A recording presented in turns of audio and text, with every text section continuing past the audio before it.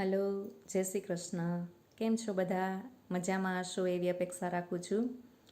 હવે કોરોના કાળની વિકટ પરિસ્થિતિને લીધે આપણે વેકેશન બાદ સૌ પ્રથમવાર મળી રહ્યા છીએ અને એ પણ ઓનલાઈન વિડીયો દ્વારા, જેમાં આપ સૌનું હાર્દિક સ્વાગત છે. હવે આપણે આજે અહીંયા સંસ્કૃત ધોરણ 12નું પ્રથમ ગદ્ય દ ઇતિ એ વિશે ભણવા માટે એકઠા થયા છીએ. પણ આપણે સિલેબસની શરૂઆત કરીએ એ પહેલાં પેપર સ્ટાઇલની ચર્ચા કરવી જરૂરી છે. માટે સૌથી પહેલાં આપણે પેપર સ્ટાઇલની ટૂંકમાં ચર્ચા કરીશું. હવે તમારું ધ્યાન છે એ સ્ક્રીન ઉપર. કુલ ગુણ 100 હશે. પ્રશ્ન પેપરનો સમય 3 કલાકનો હશે. આ 100 ગુણ 5 વિભાગની અંદર વહેંચાયેલા હશે: A, B, C, D અને E. દરેક વિભાગ 20-20 ગુણનો છે. હવે એ વિભાગથી સ્ટાર્ટ કરીએ તો એ વિભાગની અંદર તમારે 16 MCQ ટાઈપના પ્રશ્નો હશે, જે ગદ્ય અને પદ્ય બંનેમાંથી પૂછાયેલા હશે. એક MCQનો 1 માર્ક્સ છે, એટલે 16 MCQના 16 માર્ક્સ થાય છે. 16 MCQ અને 17થી 20 એ 4 પ્રશ્નો ગુજરાતીમાં છે, જે પણ ગદ્ય અને પદ્ય બંનેમાંથી હશે. ગદ્યમાંથી 2 હશે અને પદ્યોમાંથી 2 હશે. એક પ્રશ્નનો 1 માર્ક્સ છે, એટલે 4 પ્રશ્નોના 4 માર્ક્સ થાય છે. અહીંયા વિભાગ એના 20 ગુણ પૂર્ણ થાય છે. હવે આવે છે વિભાગ બી, જે 21મા પ્રશ્નથી સ્ટાર્ટ થાય છે. અહીંયા તમારે શ્લોકોનો અનુવાદ કરવાનો છે. 21મો જે શ્લોક છે એ ફરજિયાત છે, એનો અનુવાદ કરવો તમારા માટે ફરજિયાત છે. 22મા શ્લોકના અથવામાં તમે 22મા શ્લોકનો અનુવાદ કરી શકો, કારણ કે એના અથવામાં એક શ્લોક આપેલો છે. એક શ્લોકના અનુવાદના તમારે 4 ગુણ છે. એવા 2 શ્લોક છે, એટલા માટે 2ના 8 ગુણ થાય છે. એટલે શ્લોકોના અનુવાદના કુલ ગુણ થાય છે 8. એવી જ રીતે ગદ્ય ખંડોનો અનુવાદ તમારે 23મા પ્રશ્નથી કરવાનો છે. 23મા ગદ્ય ખંડના અથવામાં બીજો એક 23મો ગદ્યખંડ આપેલો છે, જે તમે 23ના ગદ્યખંડના અથવામાં જ રાખી શકો. જ્યારે 24મો જે ગદ્યખંડ છે એનો અનુવાદ કરવો તમારે ફરજિયાત છે. હવે પદ્યની જેમ ગદ્યખંડના અનુવાદના પણ 4 માર્ક્સ છે. 2 ગદ્યખંડો છે, 2ના થઈને કુલ 8 ગુણ થાય છે. એ સિવાય 25મો અને 26મો જે પ્રશ્ન છે એ સંસ્કૃતના પ્રશ્નોના ઉત્તર છે.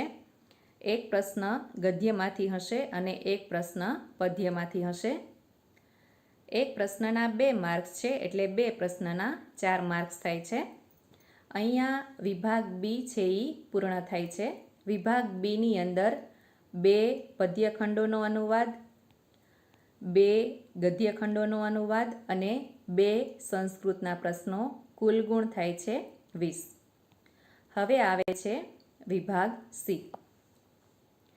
વિભાગ સીની અંદર તમારે એક ગદ્યખંડ મૂકવામાં આવે છે, જે તમારા કોર્સની અંદરથી જ, કોર્સના ગદ્યની અંદરથી જ એક ગદ્યખંડને ઉઠાવીને અહીંયા મૂકવામાં આવે છે. અને નીચે 4 પ્રશ્નો આપેલા છે: A, B, C અને D.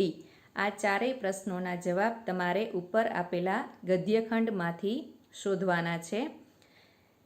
એક પ્રશ્નનો 1 માર્ક્સ છે, એટલે 4 પ્રશ્નોના 4 માર્ક્સ થાય છે. એવી જ રીતે 28થી 32ના જે પ્રશ્નો છે એ શ્લોકાંશો જોડવાના છે. આ તમારે પદ્યોની અંદરથી જ પૂછાય છે, કારણ કે શ્લોકના અંશો હંમેશા પદ્યોમાં જ આવે. 28થી 32 અહીંયા શ્લોકાંશો મૂકવામાં આવેલા છે, અને એની સામે પણ 5 શ્લોકાંશો મૂકવામાં આવ્યા છે. એ પાંચેય શ્લોકાંશોના ક્રમ છે એ આડાહવડા છે, ઉલટસુલટ છે, જેને તમારે યોગ્ય ક્રમમાં ગોઠવવાના છે. એક શ્લોકાંશનો 1 માર્ક્સ છે, એટલે 5 શ્લોકાંશના 5 માર્ક્સ થાય છે. એના પછી આવે છે વિવરણાત્મક નોંધ. વિવરણાત્મક નોંધ તમારે 2 લખવાની થાય છે. એક ગદ્યની હશે અને એક પદ્યની હશે. ગદ્યના અથવામાં ગદ્યની અને પદ્યના અથવામાં પદ્યની. કુલ 4 વિવરણાત્મક નોંધ આપેલી હશે, એમાંથી તમારે 2 લખવાની છે. એક વિવરણાત્મક નોંધના 2 માર્ક્સ છે, એટલે 2 ના 4. એના પછી 35મો પ્રશ્ન છે કથાનકના ક્રમાનુસાર ગોઠવું. તમારા ગદ્યની અંદરથી અમુક વાક્યોને અહીંયા ઉલટસુલટ ક્રમમાં ગોઠવેલા છે, પણ તમારા ગદ્યની અંદર જે યોગ્ય ક્રમ છે એ ક્રમને તમારે અહીંયા યોગ્ય રીતે ગોઠવવાનો છે. કુલ વાક્યો 4 છે, એક વાક્યના 1 માર્ક્સ છે, એટલે 4 વાક્યોના 4 માર્ક્સ. એના પછી 36મો જે પ્રશ્ન છે એ છે શ્લોકોનો અર્થ વિસ્તાર લખો. અર્થ વિસ્તાર તમારે પદ્ય નંબર 8માંથી જ પૂછાય છે, એટલા માટે આ 3 માર્ક્સનો જે અર્થ વિસ્તાર છે એ કરવા માટે તમારે પદ્ય નંબર 8ની અંદર આવતા તમામ શ્લોકો ફરજિયાતપણે કરવાના રહે, કારણ કે અર્થ વિસ્તાર છે એ પદ્ય નંબર 8માંથી જ પૂછાય છે. અહીંયા વિભાગ સી છે એ પૂર્ણ થાય છે. સૌથી પહેલાં ગદ્યખંડને વાંચીને એના પ્રશ્નોના ઉત્તર લખવાના છે, પછી શ્લોકાંશો જોડવાના છે, પછી 2 વિવરણાત્મક નોંધ લખવાની છે, પછી કથાનકના ક્રમાનુસાર લખવાનું છે અને એક અર્થ વિસ્તાર લખવાનો છે. હવે આવે છે વિભાગ ડી. વિભાગ ડીની અંદર તમારે 37થી 40 સુધીના સસંદર્ભ પૂછાય છે. અહીંયા 3 સંદર્ભ છે એ પદ્યના પૂછાય છે અને 3 સંદર્ભ છે એ ગદ્યના પૂછાય છે. એક સંદર્ભના 3 માર્ક્સ હોય છે, એટલે 3 સંદર્ભના 3 માર્ક્સ હોય છે. એવા અહીંયા તમારે 4 સંદર્ભ લખવાના થાય છે. 4 સંદર્ભના તમારે થાય છે 12 માર્ક્સ. 37મો જે સંદર્ભ છે એ ફરજિયાત છે. 38ના સંદર્ભની અંદર 38નો અથવામાં 38નો સંદર્ભ છે, પછી 39ના સંદર્ભના અથવામાં 39નો સંદર્ભ તમે લખી શકો છો, અને 40મો જે સંદર્ભ છે એ ફરજિયાત છે.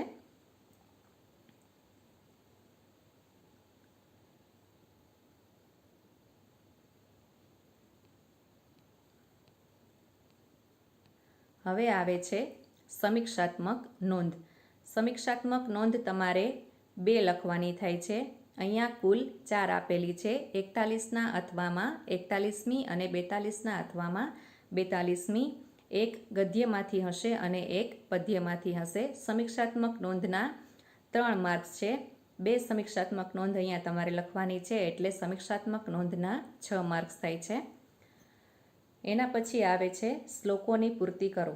એ છે 43મો પ્રશ્ન. શ્લોકોની પૂર્તિ તમારે 2 માર્ક્સમાં પૂછાય છે, અને શ્લોક પૂર્તિ માત્ર ને માત્ર પદ્ય નંબર 2માંથી પૂછાય છે. માટે 2 માર્ક્સ કવર કરવા માટે તમારે પદ્ય નંબર 2ની અંદર જેટલા પણ શ્લોકો આવે છે એ શ્લોકો કંઠસ્થ કરવા ફરજિયાત બને છે. હવે અહીંયા વિભાગ ડી છે એ પૂર્ણ થાય છે. સૌથી પહેલાં ફરીવાર એક નજર કરીએ.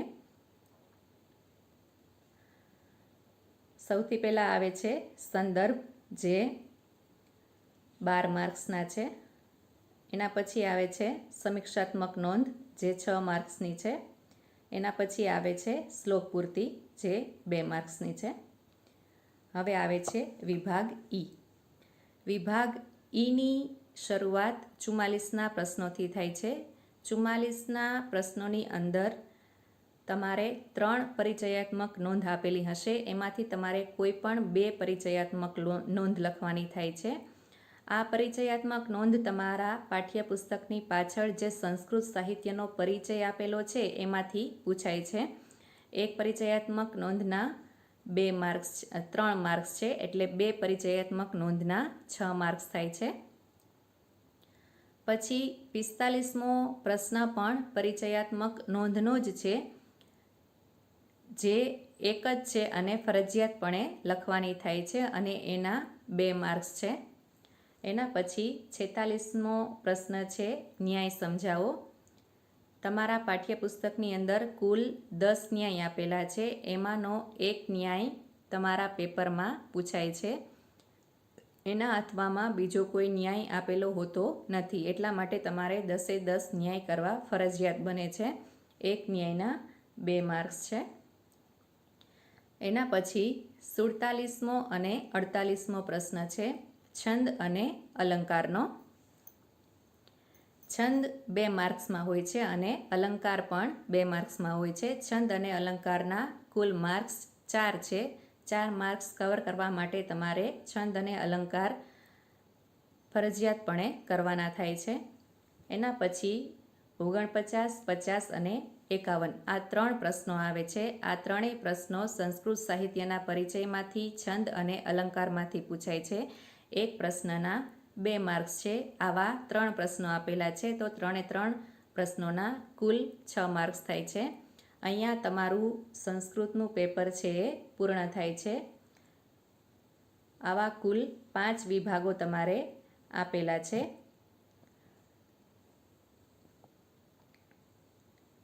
હવે આપણે ગદ્યની શરૂઆત કરીએ.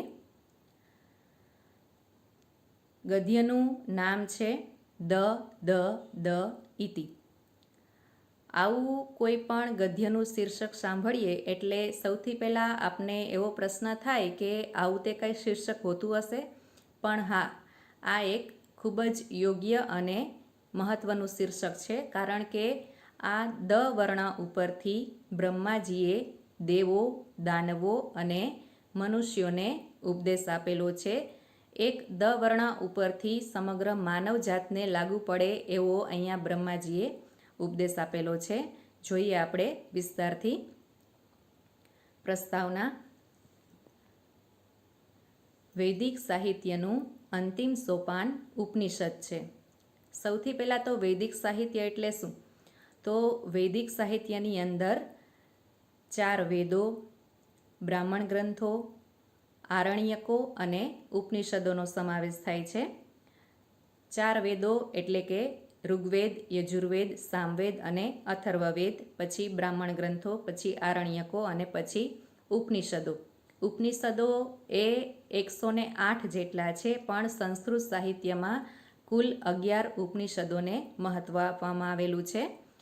આ ઉપનિષદ સાહિત્ય એક તરફ ગંભીર તત્વચિંતન માટે પ્રસિદ્ધ છે, ત્યાં બીજી તરફ નાના નાના સરસ આખ્યાનો દ્વારા ઉપદેશ આપવા માટે પણ પ્રસિદ્ધ છે.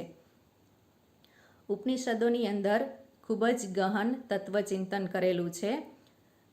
જે ખૂબ જ ગહન પ્રશ્નો છે એ પ્રશ્નોનું નિરાકરણ શું છે એ બાબતોની અહીંયા ચર્ચા કરેલી છે.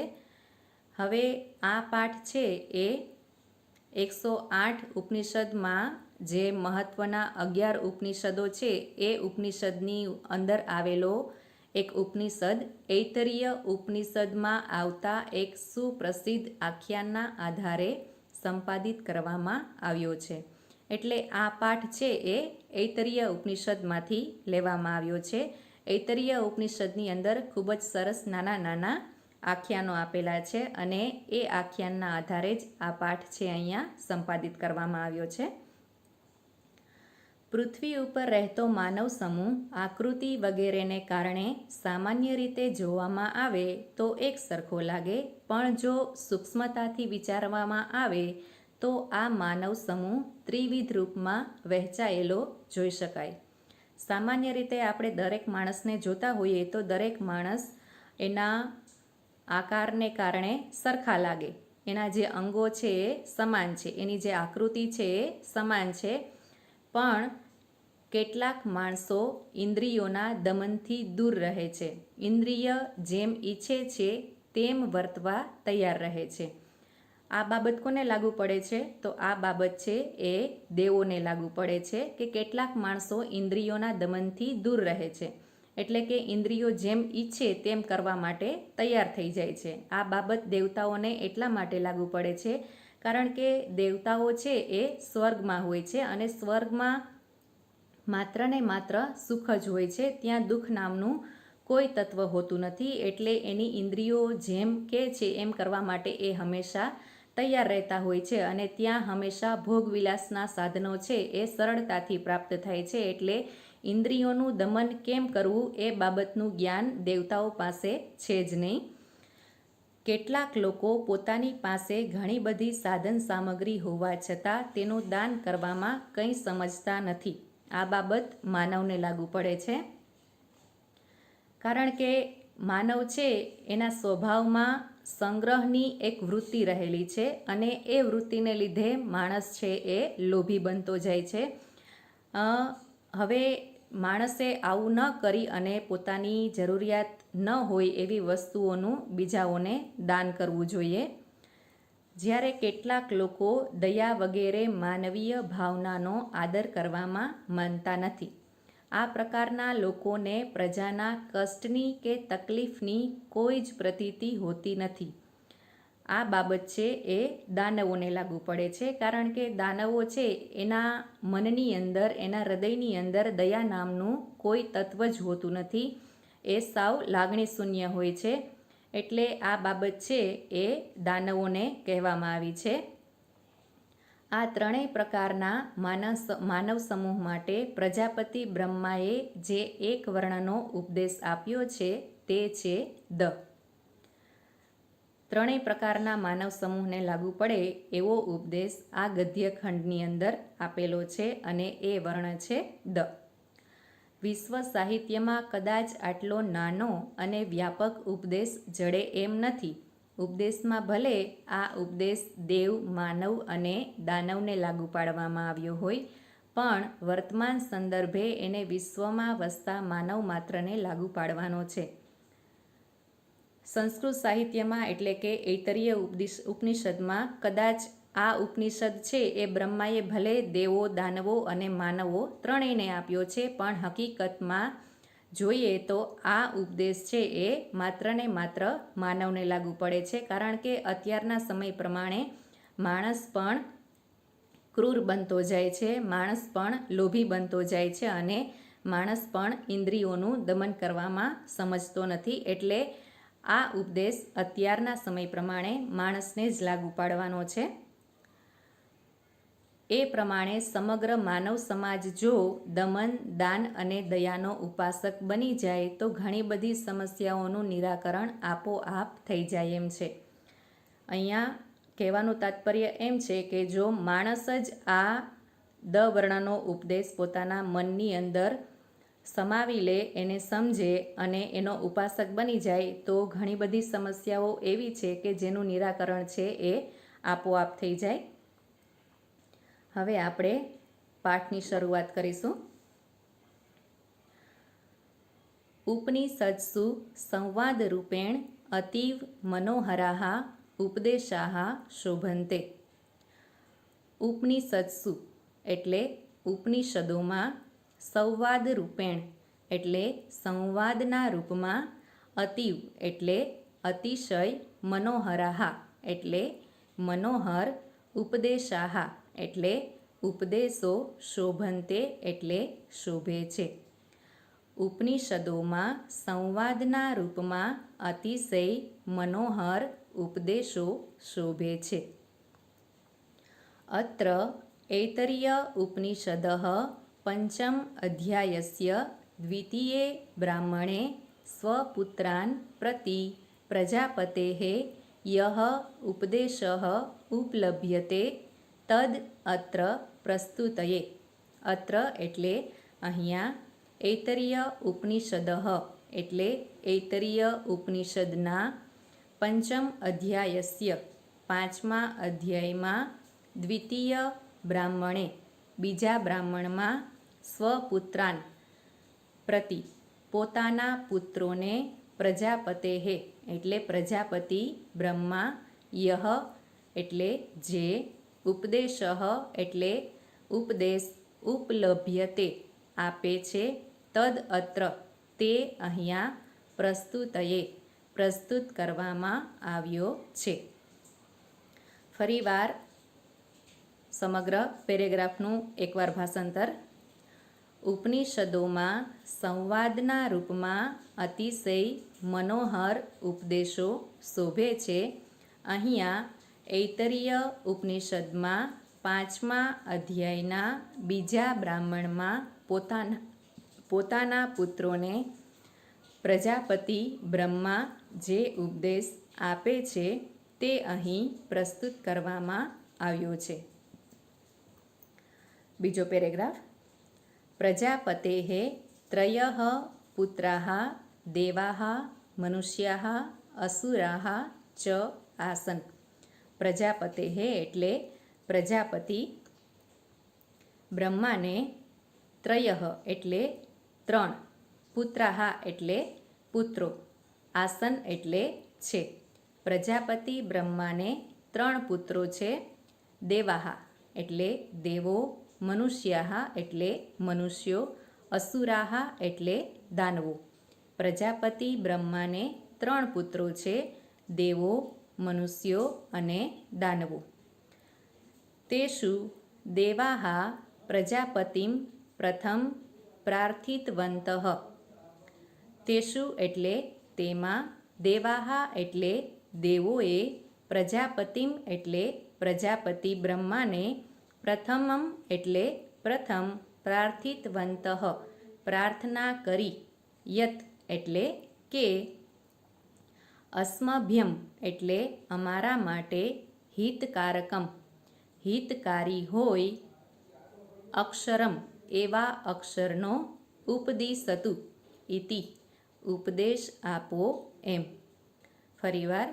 તેષુ એટલે તેમાં, દેવાઃ એટલે દેવોએ, પ્રજાપતિમ એટલે પ્રજાપતિ બ્રહ્માને, પ્રથમમ એટલે પહેલા, પ્રાર્થિતવन्तઃ પ્રાર્થના કરી, યત એટલે કે, અસ્મભ્યમ એટલે અમારા માટે, હિતકારકમ હિતકારી હોય, અક્ષરમ એવા અક્ષરનો, ઉપદિશતુ ઇતિ ઉપદેશ આપો એમ. તદા પ્રજાપતિઃ દ ઇતિ પ્રોક્તવાન.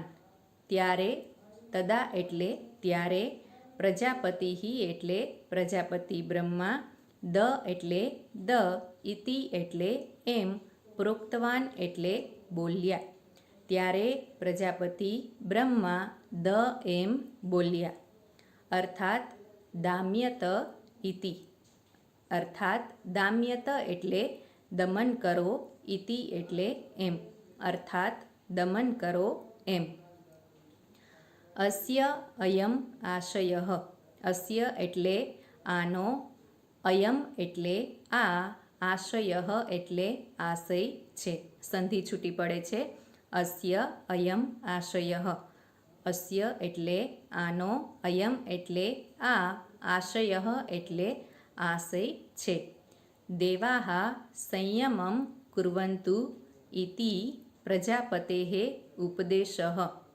દેવાઃ એટલે દેવતાઓએ, સંયમં કુર્વन्तુ સંયમ રાખવો જોઈએ, ઇતિ એટલે એવો, પ્રજાપતેઃ એટલે પ્રજાપતિ બ્રહ્માનો, ઉપદેશઃ એટલે ઉપદેશ છે.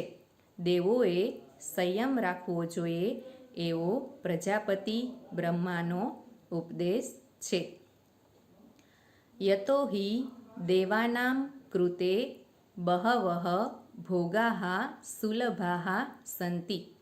યતો હિ એટલે કારણ કે, દેવાનાં કૃતે એટલે દેવતાઓને માટે, બહવઃ ભોગાઃ ઘણા બધા ભોગવિલાસના સાધનો, સુલભાઃ સંતિ સરળતાથી પ્રાપ્ત થાય છે. યતોહિ એટલે કારણ કે, દેવાનાં કૃતે એટલે દેવોને માટે, બહવઃ ભોગાઃ ઘણા બધા ભોગવિલાસના સાધનો, સુલભાઃ સંતિ સરળતાથી પ્રાપ્ત થાય છે. અતઃ અતએવ પ્રજાપતિઃ ઉપદિષ્ટવાન યત યુયમ સ્વભાવતઃ અદાન્તા. અતએવ એટલે આથી જ, પ્રજાપતિઃ એટલે પ્રજાપતિ બ્રહ્માએ, ઉપદિષ્ટવાન ઉપદેશ આપ્યો, યત એટલે કે, યુયમ એટલે તમે, સ્વભાવતઃ સ્વભાવથી જ, અદાન્તા એટલે અદમનશીલ છો, અતઃ એટલે આથી, યુષ્માભિઃ તમારે સવે, દાન્તે એટલે દમનશીલ, ભાવ્યમ ઇતિ બનવું જોઈએ એમ. ભાવ્યમ ઇતિ એટલે બનવું જોઈએ એમ. ફરીવાર, અતએવ એટલે આથી જ, પ્રજાપતિઃ એટલે પ્રજાપતિએ, ઉપદિષ્ટવાન ઉપદેશ આપ્યો, યત એટલે કે, યુયમ એટલે તમે, સ્વભાવતઃ સ્વભાવથી જ, અદાન્તા અદમનશીલ છો, અતઃ એટલે આથી, યુષ્માભિઃ આપ સૌએ, દાન્તેઃ ભાવ્યમ ઇતિ દમનશીલ બનવું જોઈએ એમ.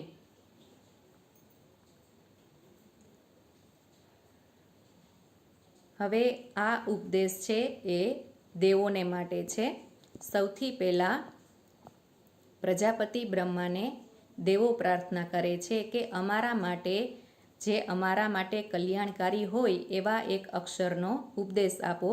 તો બ્રહ્માજી દેવોને દ વર્ણનો ઉપદેશ આપે છે. આ દ વર્ણ ઉપરથી દેવોએ દમન કરો એવો અર્થ લેવાનો છે, કારણ કે દેવો એ અજીતેન્દ્રિય છે, એ પોતાની ઇન્દ્રિયોને જીતી શકતા નથી. એની ઇન્દ્રિયો જેમ કે છે એમ કરવા માટે એ હંમેશા તત્પર રહેતા હોય છે. એટલા માટે બ્રહ્મા દેવોને દ વર્ણ ઉપરથી દમન કરો એવો ઉપદેશ આપે છે. અહીંયા આજનો આપણો આ વિડીયો પૂર્ણ કરીએ છીએ. જે અધૂરો ગદ્ય છે એ બીજા વિડીયોમાં સ્ટાર્ટ કરીશું. જય શ્રી કૃષ્ણ.